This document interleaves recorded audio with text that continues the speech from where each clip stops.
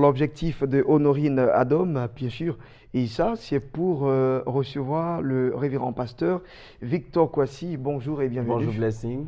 Alors, même si je l'ai dit à l'introduction de façon carabinée, je le dis clairement, et vous êtes là justement pour dire qu'il y a d'autres ministères, je vais dire à l'instar de ce que nous savons, hein, pasteur, évangéliste, prophète, vous trouvez que dans l'Église, il y a encore d'autres ministères qui sont ignorés.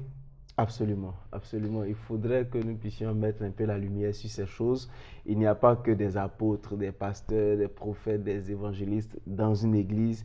Il y a d'autres ministères qui doivent être mis à jour dans l'église. Surtout, il faut que nous puissions ramener les gens à ce que Paul avait l'habitude de dire à ses enfants spirituels, surtout aux Corinthiens, aux Galates et tout ça.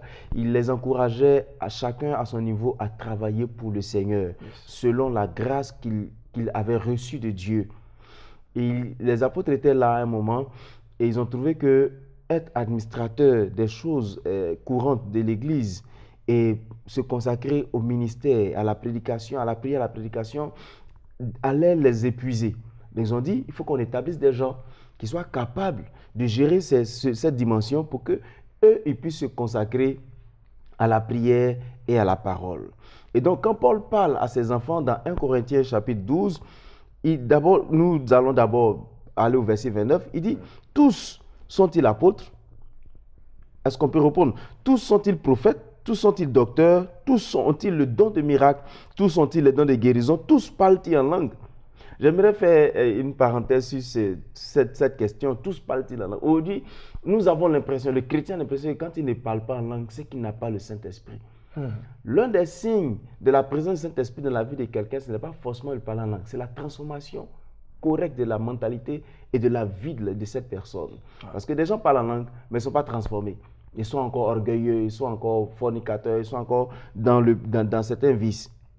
Et Paul, donc, quand il parle au verset 28 de 1 Corinthiens, il parle de différents types de ministères. Il parle de ministère de prophètes, il parle des apôtres, il parle d'abord, il dit, premièrement, Dieu a établi les apôtres, secondement, il a établi les prophètes, ainsi de suite.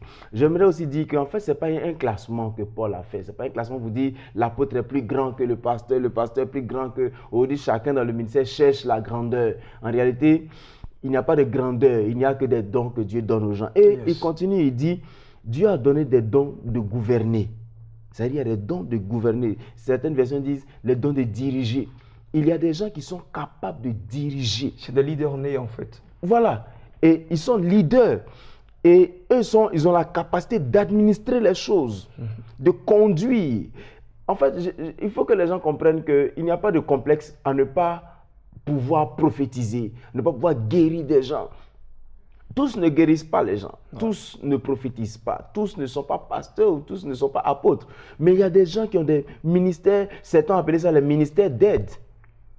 Mais pourquoi appeler un ministère d'aide si c'est le même don donné par l'Esprit de Dieu dans la vie d'une église? S'il y a dans l'église des gens qui sont capables de conduire des gens ou de conduire l'administration de l'église pour que la chose soit bien organisée, est-ce que ce n'est pas un don de Dieu à mettre en valeur? Si, c'est un don de Dieu. Il y a des gens aujourd'hui qui n'ont pas envie de servir Dieu parce qu'en réalité, on leur a montré que dans l'église, si tu n'es pas pasteur ou bien tu n'es pas apôtre, si tu n'es pas évangéliste, c'est qu'il n'y a plus rien d'autre à faire. Ouais. Non, il y a beaucoup de choses à faire. Le Seigneur est multidimensionnel. Et que ferait un pasteur sans un diacre? Je dirais sans un administrateur pour conduire les choses. Que ferait un pasteur sans celui qui est capable d'arranger le temple?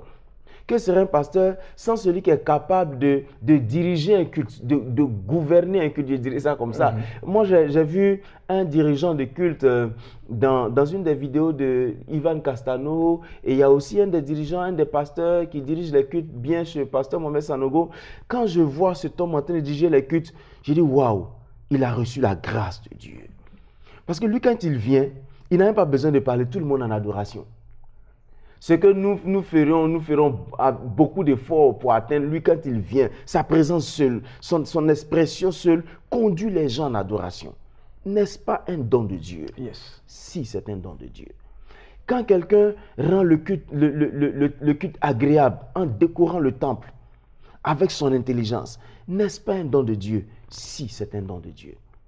Alors, je suis là aujourd'hui juste pour encourager nos frères qui pensent qu'ils n'ont pas un appel de Dieu, à comprendre que la capacité, le talent qu'ils exercent déjà dans l'Église est un appel de Dieu, parce que c'est un don que Dieu leur a donné pour quelque chose, pour un travail, pour, je veux dire, pour faciliter ou bien pour conduire aussi le travail dans l'Église. Yes. Donc, chacun doit prier le Seigneur, développer cette capacité et aller plus loin avec Dieu, tout simplement. Alors, ces ministères, c'est quoi pour vous? C'est le diaconat, et c'est bien cela, hein? Oui, le don de gouverner, c'est vrai que mon téléphone me fait défaut. Ça vous fait défaut, hein? Hein? C'est ça aussi, les inconvénients d'éthique. D'éthique, absolument. En fait, je disais que ici, par exemple, quand nous lisons dans la Bible, j'ai envie de lire pour que les gens puissent comprendre. Ici, Paul dit, Dieu a établi premièrement des apôtres, secondement les prophètes, troisièmement les docteurs, ensuite ceux qui ont le don des miracles, ceux qui ont le don de guérir, ceux qui ont le don de secourir, de gouverner et de parler en langue. Il y a des gens qui ont le don de secourir. Des gens, ils sont là, ils n'ont pas envie de voir quelqu'un souffrir. Donc, ils ont envie de venir en aide aux gens. N'est-ce pas un ministère? Si, c'est un ministère. Alors, si j'ai le don de secourir, je ne dois pas me décourager, juste encourager les gens. Si tu as secouru les gens, n'attendez pas qu'après avoir secouru quelqu'un vienne vous être reconnaissant. Notre récompense vient de Dieu, je dirais ça comme ça. Quel que soit ton ministère, sache que la rétribution vient du Seigneur. Et si tu l'as fait de tout ton cœur, le Seigneur va te récompenser au moment voulu.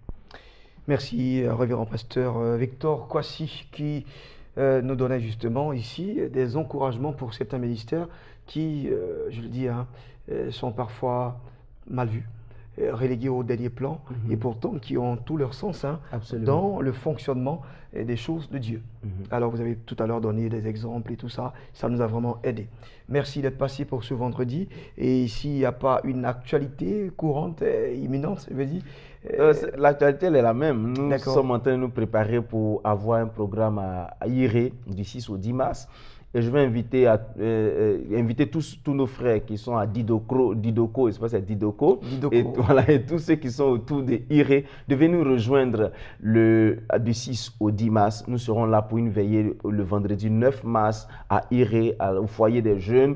Je prie que le Seigneur nous permette de pouvoir avoir un beau temps. Et ce sera un moment de grande bénédiction parce que le thème, c'est « Il t'exauce, tes portes s'ouvrent ». Merci. Alors, on va maintenant partir pour la seconde période de ce magazine Espace Annonce.